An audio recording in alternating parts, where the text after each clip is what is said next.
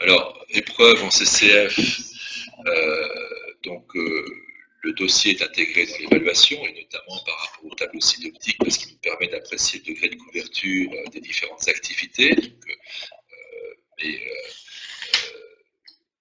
le tableau synoptique présenté pour cette épreuve ne porte que sur le bloc 1 de GRCF.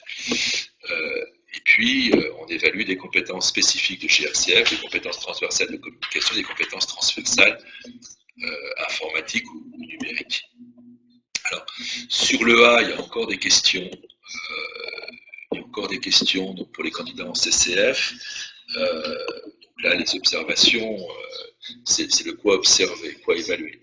Alors, la situation A, ce qu'on a voulu, et toutes les questions qui se sont posées nous amènent à douter peut-être de ce postulat. L'objectif, c'était de simplifier les choses. L'objectif aussi, et insistez bien en académie sur ce point, l'objectif sur ce BTS, c'est de regagner du temps de formation. Je pense qu'en AG-PME, on était sur un BTS difficile parce que l'évaluation, la certification prenait trop de place. Et il était un peu hors sol par rapport à un processus de formation. Là, ce que l'on veut faire, et on voudrait vous convaincre cet après-midi pour que vous arriviez à convaincre l'ensemble des établissements, c'est que l'objectif, c'est un processus de formation. Et ce que l'on veut, c'est d'installer une certification qui soit la plus neutre possible, la moins visible, par laquelle, et qui prend appui sur finalement les informations que l'on recueille dans le cadre de la formation et que l'on restitue une et une seule fois en fin de parcours de formation, donc à la fin du premier semestre. Voilà, donc le risque, à mon avis, et de ce que j'ai pu voir dans certaines académies dans lesquelles je suis passé, c'est d'avoir une certification permanente. Donc les élèves sont en évaluation certificative en permanence. Il y a des travaux, et puis ces travaux vont être intégrés à un moment donné dans une évaluation certificative, alors par un système de moyenne, etc., ou par des systèmes plus compliqués encore, etc. Non, l'objectif, c'est vraiment d'installer un processus de formation tranquillement, et puis tout en étant évaluateur. Enfin, je pense qu'on a tous été professeurs à un moment donné, même si pour moi ça commence à dater, mais on est capable de dire à la fin d'une séance, tel élève a plutôt compris, etc. Et peut-être aussi à mémoriser ou à garder une trace de ce que les élèves ont pu faire. Et c'est une trace qui est une trace orientée formation. C'est-à-dire que là, je sens qu'un tel, il n'a pas bien compris ce qu'était l'analyse du risque client, par exemple, l'analyse de solvabilité. Je garde ces éléments-là en mémoire, dans une logique de formation, et puis à un moment donné, et uniquement en fin de parcours, donc au mois de janvier, on a la situation A où on synthétise toutes les informations qu'on a pu recueillir sur le parcours de l'élève et on renseigne cette situation, cette fiche de situation A. Donc la situation A, c'est pas une moyenne d'évaluation certificative, c'est simplement de restituer ce qu'a été le parcours de formation de l'élève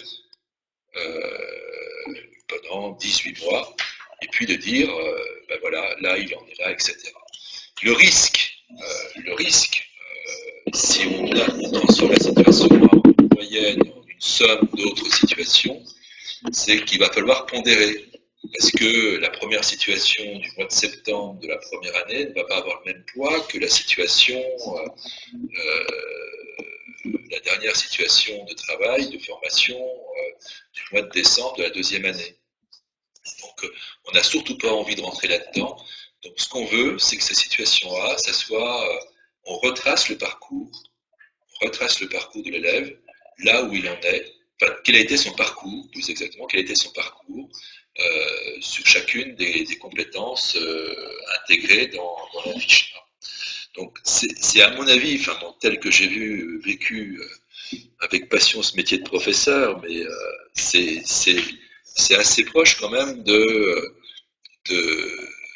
ce que l'on fait quand on est professeur, que l'on prend des informations, que l'on se dit ah là il n'a pas bien compris, visiblement il n'a pas pigé, il faudrait que je reprenne, etc. Donc c'est ce travail au plus près de la formation pour essayer d'accompagner les élèves. Alors certains vont progresser, vont atteindre un niveau tout à fait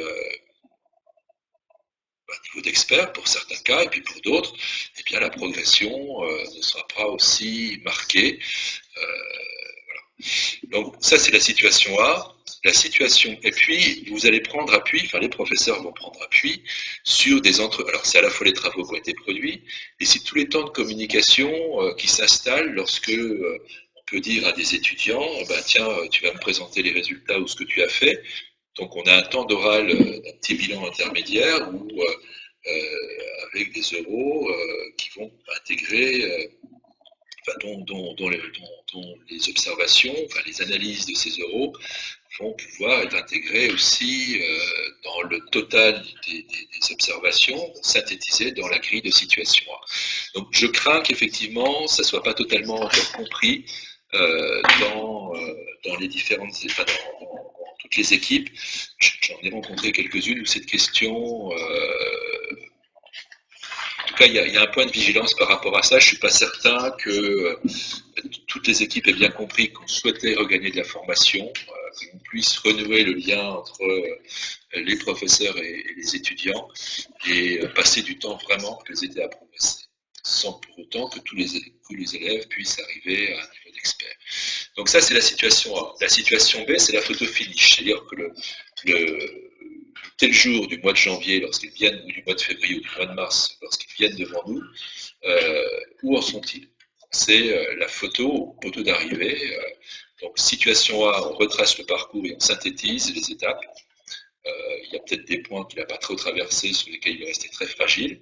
Et puis, on donne ça, d'autres points où il a progressé, etc. Bon.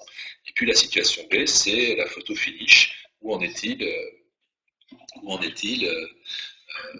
voilà, dans le dernier jour, c'est le jour de l'épreuve de la situation, enfin, de l'évaluation de situation. Donc voilà un petit peu ce que résument ces diapositives, mais il me semble qu'il y a cette vigilance à avoir. Donc on évoque ici sur la situation A, finalement, c'est des bilans individuels établis conjointement par l'équipe et le ou la candidate. Ça peut être aussi des productions de candidats, donc qui vont indiquer ce qu'ils ont compris, là où ils en sont par rapport à différentes activités ou situations qu'ils ont pu vivre.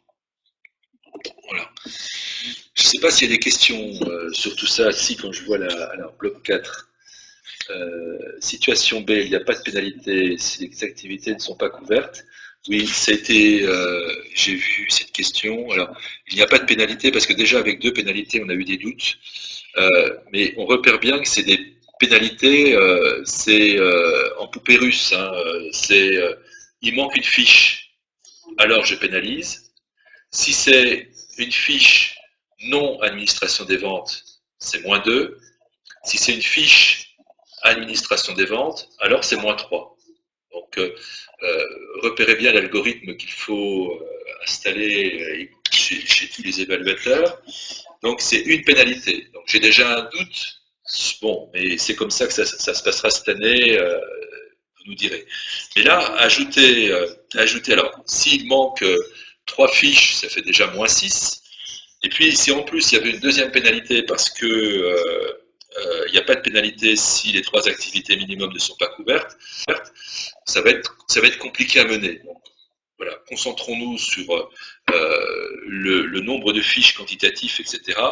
Après, sur le degré de couverture, vous avez un critère qui apparaît. Hein, donc vous pouvez, alors c'est pas intitulé nombre de fiches, etc., mais vous avez le critère sur le degré de couverture.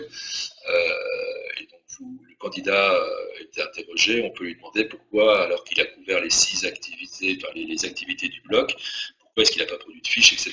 Et puis on s'aperçoit du niveau de maîtrise des activités qui ont été déclarées couvertes dans le tableau synoptique. Voilà, mais déjà avec une pénalité, enfin, le raisonnement est pas si facile à conduire. Il faudra on verra, vous nous direz à la suite de la première session s'il y a une deuxième pénalité. Je ne voudrais pas avoir à répondre à la question comment arrondissons-nous la note si le candidat est à moins quelque chose, c'est ça? Parce qu'au moment de l'évaluation, s'il a 8 et qu'ensuite il a déjà moins 2 fois 3 parce qu'il lui manque 3 fiches, donc il est à moins 6, il n'est plus qu'à 2, et puis si en plus il n'a pas couvert si ses fiches ne couvrent pas les trois activités minimum, il y a de nouveau une pénalité, ça peut être difficile à tenir. Donc, déjà sur la pénalité, on n'est pas hyper convaincu par notre affaire, pour tout vous dire, mais là c'est parce qu'on est entre nous. Je suis encore moins convaincu d'ajouter et de cumuler les pénalités. Il y a eu ça en CGO, je vivais, alors parce que c'était arrivé avant que je prenne le BTS, je vivais pas ça très très bien, quoi, voilà. D'autant plus que parfois ça concernait les candidats libres qui s'étaient préparés un peu de manière empirique. Il y avait de la bonne volonté sur des aspects un peu administratifs, ils étaient vraiment plantés, quoi. Donc, on peut peut-être éviter. Alors quand aurons-nous le modèle de tableau synoptique? Alors c'est le passeport, donc extraction du passeport, et puis on a indiqué ce qu'on devait trouver dans le tableau synoptique si un candidat n'a pas accès au passeport, mais dans la circulaire on fait référence au passeport, et donc il suffit d'aller chercher ce passeport et d'éditer le tableau synoptique. Soit il est rempli automatiquement parce qu'on a choisi différentes situations professionnelles, soit le candidat le reproduit et puis le renseigne sur son logiciel de traitement de texte favori.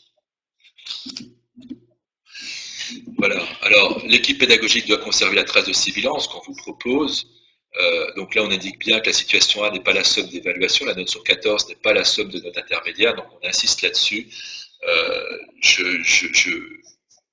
Vraiment, c'est important, y compris de la psychologie. Enfin, je peux vous assurer, mon propos est très empirique, hein, c'est pas scientifique, mais que l'ambiance de classe d'un groupe d'étudiants, quand l'ambiance était l'objectif, c'est la formation, la progression de chacun, est très différente de celle dans lesquelles les élèves se sentent évalués en permanence. Voilà. On est sur un format qui est un peu nouveau en BTS, en GA, puisque c'est un diplôme qui était qui est rénové, la mise en œuvre est prévue pour la rentrée 2020.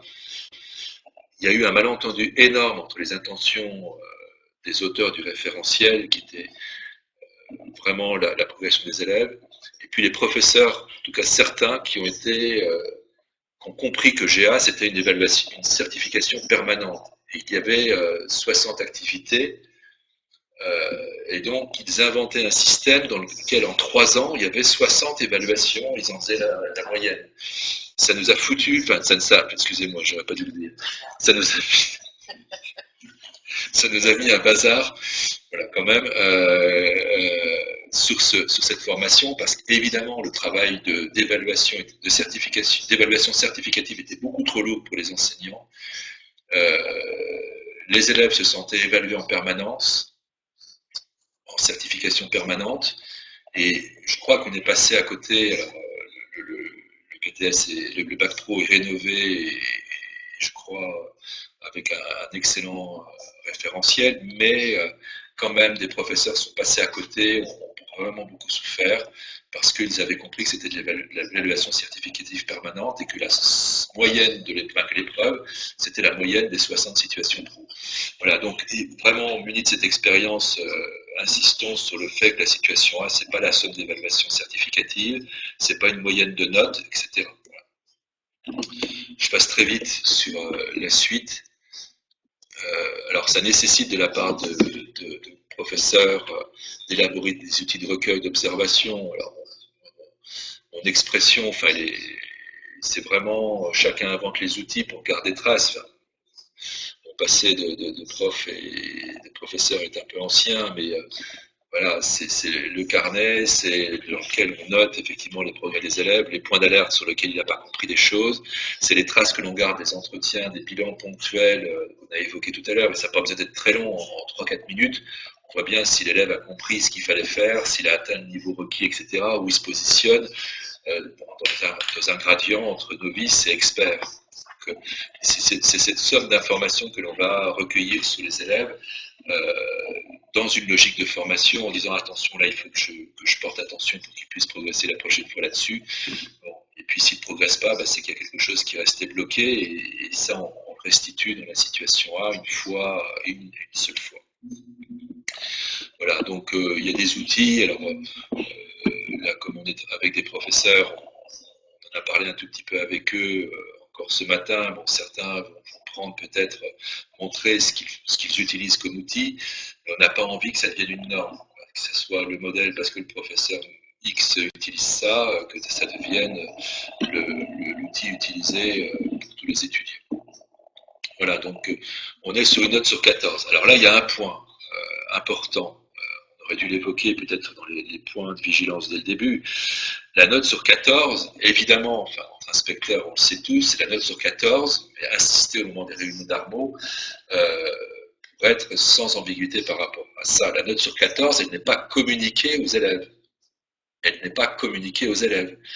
Cette note sur 14, elle va faire partie du dossier, elle va être sur un recto d'une fiche, elle est complétée par une note sur 6. Les deux vont être ajoutés, donc on a une note sur 20, moins les pénalités, et puis derrière, on saisit la note résultat, enfin la note sur 20. Mais on ne va pas saisir la note sur 14 et la note sur 6, et à aucun moment, le candidat va être informé euh, de sa prestation, enfin de la note qu'il a eue pour la situation A.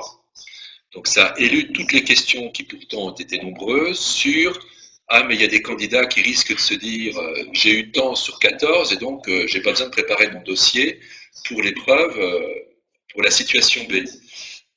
Si on maintient ce principe de ne pas communiquer les notes sur 14, sur 6 et même sur 20, parce que ces notes sur 20, elles vont être remontées au niveau académique pour passer dans une moulinette d'harmonisation, pour arriver à la note définitive qui finalement sera saisie sous l'application, eh bien, il n'y a aucun risque pour que les candidats se présentent à la situation B en touriste. Ils ne sauront pas, évidemment, quel était leur degré quelle était leur note sur 14, non seulement parce qu'on n'a pas à la communiquer, et ensuite parce qu'on n'est pas non plus certain que la note fixée par l'équipe est définitive, puisqu'il y a la procédure d'harmonisation qui est fixée et qui nécessite évidemment beaucoup de précautions par rapport à ces notes. Donc de notre côté, tout est verrouillé par cette procédure d'harmonisation. Un candidat, un élève ne doit pas connaître sa note sur 14, que ce soit en établissement scolaire ou en CFA habilité. Donc assistez bien aussi auprès des CFA pour que chacun respecte cette règle.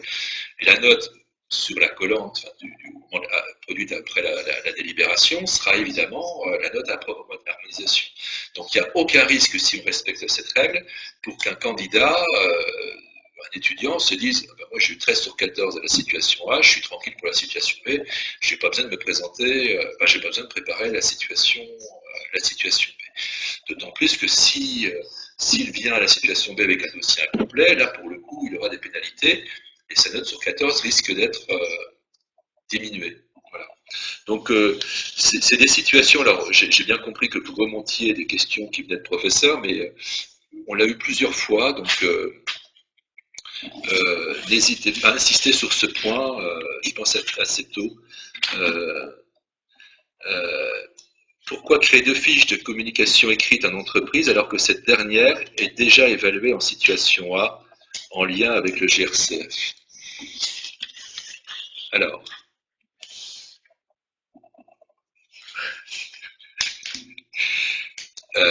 sur la GRCF, on évalue des compétences de GRCF, des compétences spécifiques à l'activité. En revanche, uniquement, En revanche, sur la communication, alors même s'il y a des éléments de communication, sur les fiches de communication ou à partir des fiches de communication écrites, on va évaluer autre chose. Ce qu'on veut évaluer, c'est la capacité à analyser des situations de communication dans lesquelles la communication écrite est mobilisée. Donc ça peut être une situation de GRCF, certes, mais on va analyser autre chose qui est de l'ordre de la stratégie de communication ou des moyens de communication que j'ai adoptés. On va prendre un exemple. Admettons que j'envoie un devis. Le devis, il est produit dans le cadre d'une activité de GRCF. Donc la production du devis, quelles sont les informations que j'ai prises en compte pour produire mon devis, comment je me suis intéressé à tous les éléments, etc. Comment ce devis va être transformé à un moment donné en facture si le devis est accepté, tout ça c'est de la GRCF. Mais il y a un autre aspect qui est comment je vais communiquer mon devis à mon client. Je pourrais très bien utiliser la messagerie et puis dire, eh bien, voilà votre devis. C'est communiqué. Mais si on analyse la communication, on peut se dire, est-ce que cette modalité de transmission avec le message voici votre devis suffit à répondre aux caractéristiques du contexte de communication dans lequel on s'inscrit. Alors, qui est ce client? Est-ce que le client a pour nous une importance particulière? Est-ce qu'il est régulier? Est-ce que c'est un nouveau client? Est-ce qu'il sait, est-ce que c'est un client dont on sait qu'il n'a demandé qu'un seul devis ou pas? Bon, etc. Il y a différents éléments qui vont rentrer en compte. Et dans l'analyse de la situation de communication.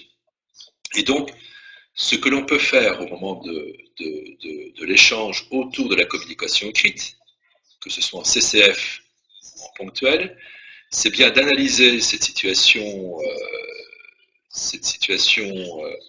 de communication écrite pour voir si ce qui a été effectué, assuré par l'étudiant est bien pertinent au regard de la communication. Alors, on pourrait être à dire d'ailleurs, et s'il y a installé des aléas, et si ça avait été un client important, lourd en termes de chiffre d'affaires pour nous, est-ce que vous auriez utilisé le même message? Ou est-ce que c'est un client par hasard qui a envie de changer sa voiture et qui va venir dans notre garage pour avoir un devis, mais il ferait la même chose chez nos voisins à côté, peut-être même au sein du groupe. Il y a peu de chances pour que ce soit un client qui revienne vers nous, et j'en sais rien. Enfin, mais c'est toutes ces questions qui vont amener, que doit se poser le candidat, et puis l'amener peut-être à revoir sa stratégie de communication écrite, peut-être pour améliorer la qualité du message permettant d'accompagner la transmission de ce fameux devis. Donc, alors on ne va pas lui demander, peut-être pendant le quart d'heure, notamment ponctuel, de réécrire, mais on pourrait dire, mais voilà, quelle formulation auriez-vous pu adopter pour essayer d'entretenir ce lien avec ce client, pour que ce client vive la transmission du devis de manière émotionnelle acceptable, en disant, ouh là, ça va être très cher, donc pour dire, bah non, on a fait un effort particulier sur ces aspects-là, on a essayé de mettre des éléments particulièrement conformes à votre demande, mais on peut réduire peut-être sur certains points si votre demande évolue, etc. Donc c'est tous ces éléments de communication qui sont bien évidemment en relation avec la GRCF, mais qui sont spécifiques, nous semble-t-il, avec la communication écrite et l'analyse des situations de communication écrite. Il nous semble qu'on est vraiment sur du transversal, à la fois dans le domaine professionnel, mais aussi pour que les étudiants évoluent, mûrissent un petit peu. Je pourrais vous donner un exemple d'un candidat qui a écrit au ministre, c'était l'année dernière, qui a écrit au ministre l'année dernière en lui demandant de revoir, bon, je suis dans une position, évidemment, on écrit au ministre, on sait comment il faut écrire, enfin d'ailleurs on écrit au ministre, mais on a imaginé que sa lettre avait très peu de chances d'être lue et transmise parce que la manière dont il avait écrit était dénué de toute analyse de la situation de communication écrite dans laquelle il était. Alors peut-être que sur le fond, il avait raison, j'en sais rien, mais sur la forme, c'est extrêmement contestable. Donc c'était ces aspects-là qu'on voudrait travailler avec les étudiants, les candidats. C'est un point sur lequel il nous semble important qu'ils doivent progresser, à la fois dans le domaine professionnel, mais aussi peut-être pour leur vie de citoyen, ce qui est quand même le statut des compétences transversales, de pouvoir accompagner des personnes dans un parcours professionnel, et aussi peut-être dans un parcours de citoyen, et d'écrire aux personnes de manière pertinente ou adaptée, j'en sais rien.